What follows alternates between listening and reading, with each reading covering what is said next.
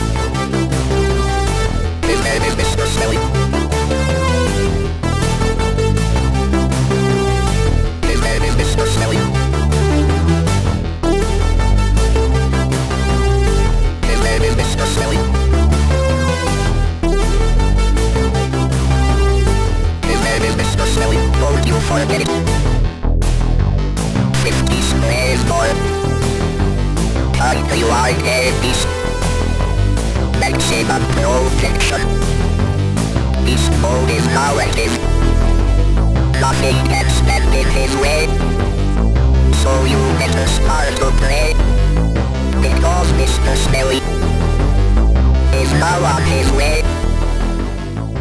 Hi guys, welcome back to the Mr. Smelly Fragrance Show. So today we're going to be having a look at my current top 5 under the radar hidden gem fragrances for men. If you enjoy the video and you haven't already subscribed, please don't forget to hit the subscribe button down there, then you won't miss any of my future upcoming videos. Okay, so under the radar hidden gems for men, always a fun video to do and talk about some ones that are not very commonly talked about on the other channels that I feel are kind of not getting the attention they deserved. So we've got some modern ones, we've got some old classics, a real great mixture. Some niche and some cheapy or relatively affordable stuff too. First up then, going back in time a bit to 1985, the release date for Le Troisième Homme de Charon. So this is Charon, translates as the third man, themed after a film back from the late 40s, I think, just after the Second World War, famous film, black and white film. Le Troisième Homme de Charon, a really interesting classic gentlemanly style fragrance, defined officially as a woody aromatic scent. Their other previous releases, this was the third one they did, hence partly why they called it this. They also had Pour Homme de Charon from the early 20th century, great lavender fragrance, kind of old-fashioned but very beautiful if you like lavender. 1978 they brought out Yatagan, a much more potent kind of leathery animalic powerhouse type fragrance. This a really refined gentlemanly fragrance. You've got the usual kind of bergamot, citrus, different citrus accords in the opening. I'll just have a little look at my idiot card here. Mandarin, bergamot, Amalfi lemon, orange. You've got lavender and clove and coriander in the mid, and the base notes of vetiver and oak moss. So you can tell from the note listing a little bit about how it's probably going to smell. Definitely you get a strong lavender accord, lovely citrus in the opening, masculine woods in the base, and some spiciness in it. Very much in the same vein to me as Creed's Bois de Portugal, one of my absolute favourites of all time, but it's got enough of its own thing going on that you can't say they're very, very, very similar. But if you like one, you're more than likely going to like the other.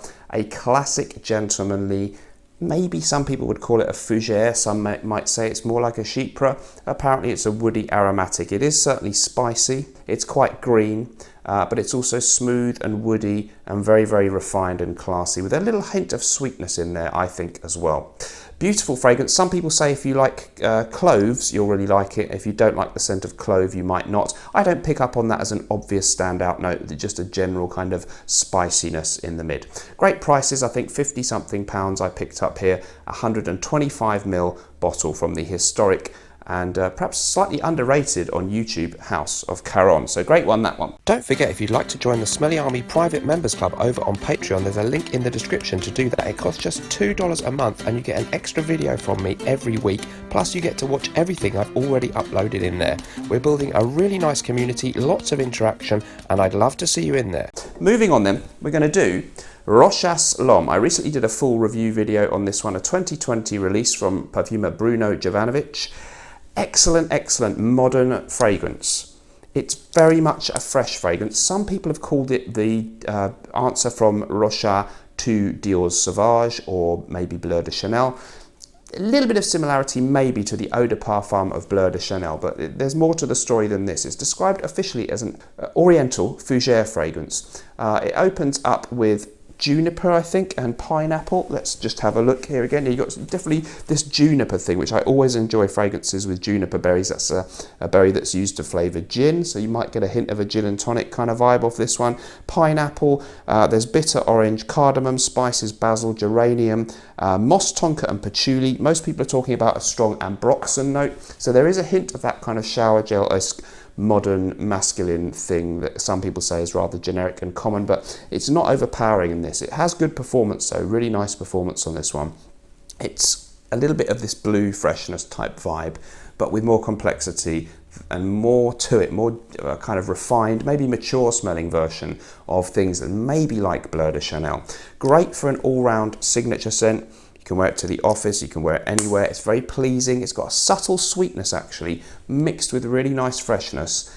Not dated in any way, but it doesn't smell like a really, really youthful, typical mass market type of fragrance that we're so used to. All the brands coming out with, you know, the Dior Sauvages, the Prada, what was the Prada one? Luna Rossa Carbon, wasn't it?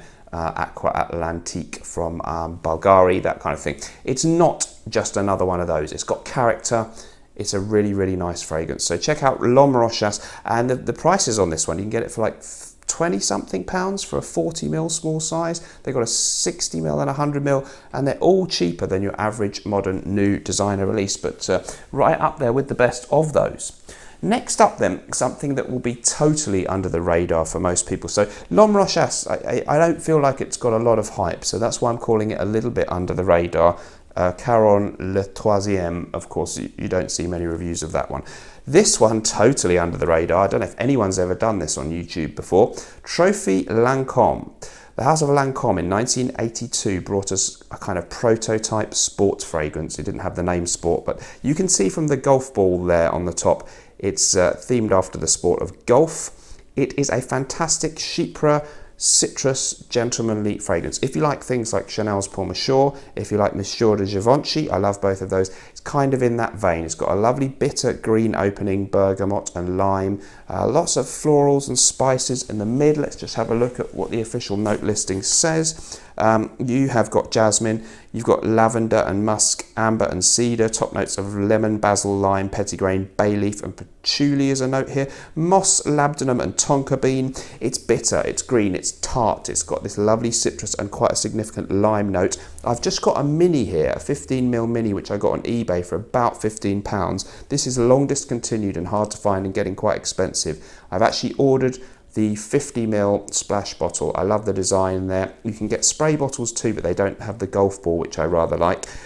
So, you know, it's a nuisance. You've got to decant it into a sprayer, which I have done, but really, really classy, gentlemanly stuff. You've got that real oak moss that's kind of banned now, and maybe some other ingredients that are not generally in your modern day fragrances. Classic, elegant, beautiful citrus combined with the classic chypre element of oak moss, bitter greenness, and brilliantly combined floral tones and woods for an exquisite and really truly unique creation, although a little bit like a couple of the aforementioned ones that I've compared it to. Okay, so we've got two left. We're moving back into the modern era now, thank goodness. It's Nadia from Lattafa. I put this in one other video, I think, before now. Very much talked about, but not much on YouTube, to the extent that I think I can still say it's under the radar, but very much if you go on Fragrantica or whatever, it is regarded as being basically a clone of Invictus Aqua from 2016 from Paco Rabanne. That's not normally my cup of tea, but I recognise that it has a certain something. The original fragrance, a mixture of the typical famous Invictus scent, slightly sort of fresh mixed with sweet thing, bubblegum mixed with shower gel, you could say, if you were being perhaps disparaging, but with an added aquatic twist to the aqua version. And this one captures that very, very closely, and it has very, very strong performance, very long lasting, great sillage in the air. I've actually been using it as a room spray in my bathroom and my bedroom because it only costs about £12. That's probably unfair to the fragrance, but hey, when you've got hundreds of fragrances, why not use some of them for a room spray? No point buying a special Tesco room spray, is there, when you've got so many fragrances to spray? Really, really interesting, good performance if you like Invictus Aqua, exceedingly close, and yeah, just a fun, fresh, likeable fragrance that is modern and it priced incredibly well. Of course, Invictus Aqua 2016 discontinued, reformulated. You can't find the old one. It's, you know, overhyped, expensive. By the way, performance on the previous ones, the Caron, I haven't spent enough time with it to say, so I'm going to cop out on that one. Roche Asselon, good, not amazing, but in the good category. Trophy Lancome, perhaps a little bit disappointing in performance. So sometimes these vintage fragrances, they don't always have the beast mode qualities people pretend that old fragrances did. This one, the strongest of the bunch so far. Let me know if you've tried any of these, by the way, in the comments below. Last but not least then, guys, we're going for the house of Anika Guitar, and we're going to be talking about Ninfeo Mio. This is a 2010 release. I was very kindly given a decant here from a subscriber, Radek, who's in my Patreon group, where you get an extra video. Don't forget, guys, every week for just $2 a month. And we have a lot of fun in there. Ninfeo Mio is a really beautiful fig and citrus combination.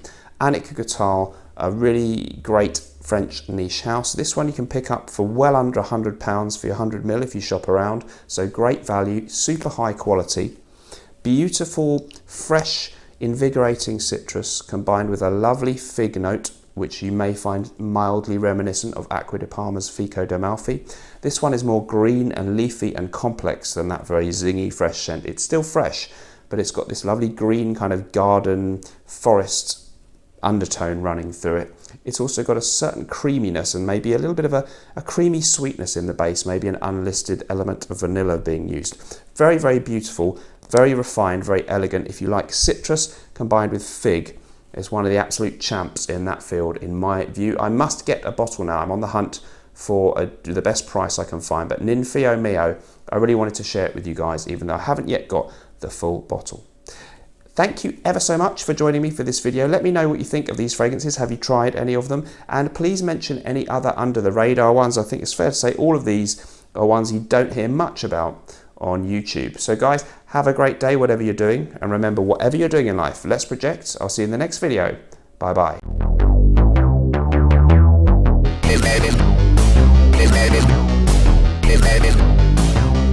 Mr. Smelly.